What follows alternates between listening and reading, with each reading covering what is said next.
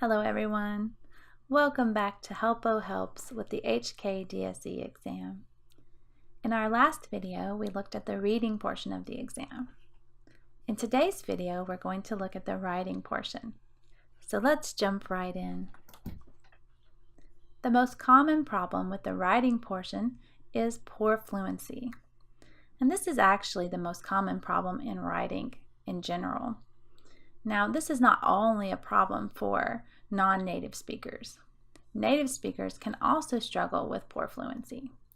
So I think the first thing we want to do is just look at a few tips for having better writing fluency. So pay attention to grammar and spelling, particularly to subject-verb agreement. If the subject of the sentence is plural, the verb must also be plural. If it's singular, the verb must be singular. Now I have a general rule. It's not going to apply to all subject-verb agreement situations, but it is going to apply to most of them. To make a subject plural, you normally add an S. To make a verb plural, you normally remove the S. Alice runs a marathon. They run a marathon. You can see here, Alice runs, singular, one person, Alice, runs. She does the one thing in the verb, she runs. All right, and then we have they run. They, plural, run. You can see here, the S has been removed. Now, again, this is not always the case, but it's going to be often the case.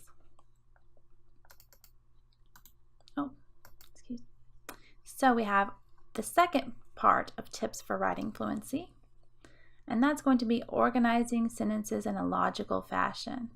In order to do this, you have to remember to organize your ideas logically. One point must be explained before the next can be understood.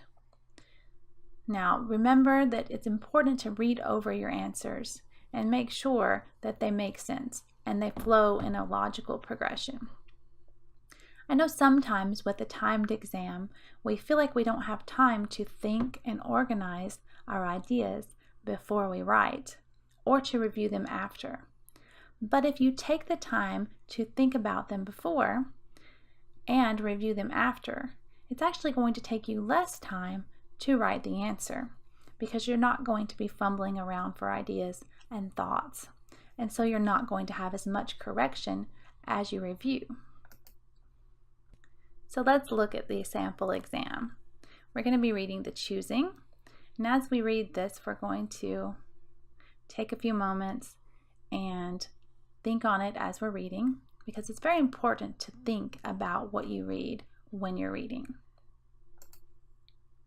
Now, I had to remove my webcam for this portion of the class because we don't want to cover up any of the reading.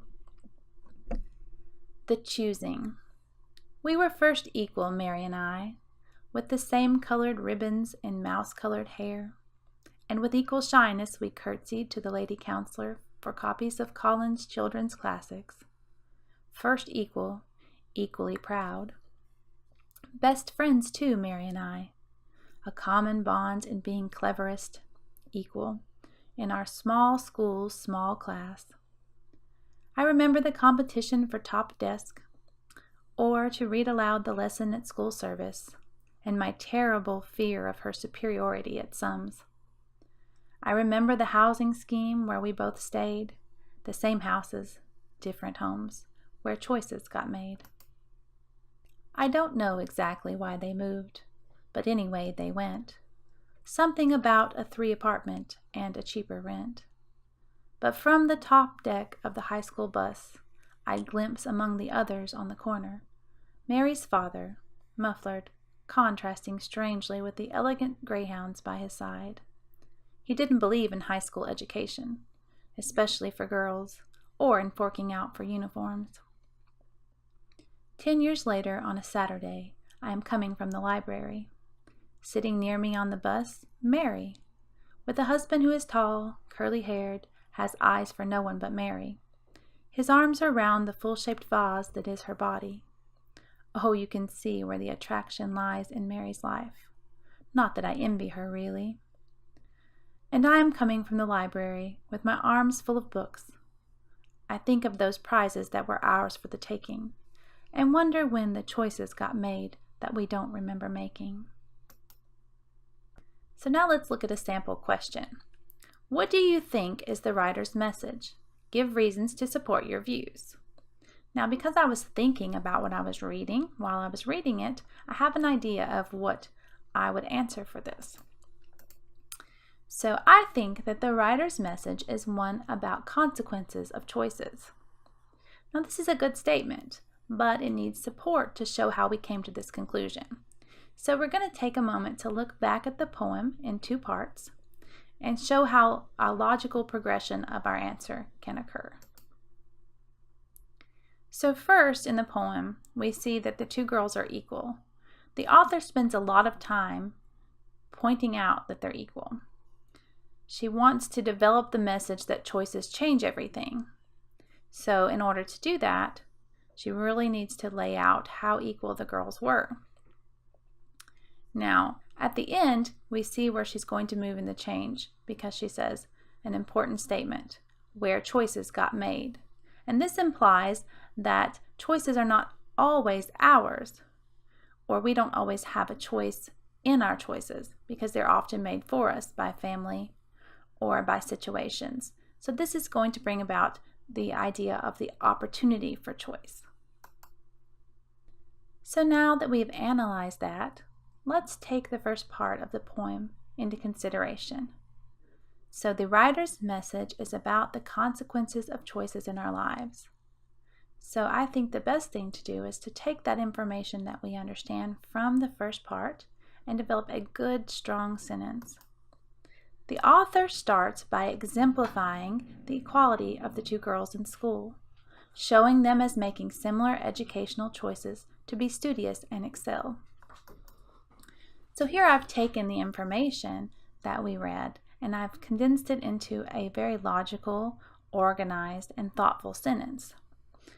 This sentence develops an understanding of where we're going with our thought and supports the idea that consequences of choices is the main point that the author is trying to make in this poem. Now, let's look at the second part of the poem. In this part, the author starts to show the differences that are going to have an effect on the choices the girls are able to make. So that's the opportunity for choice.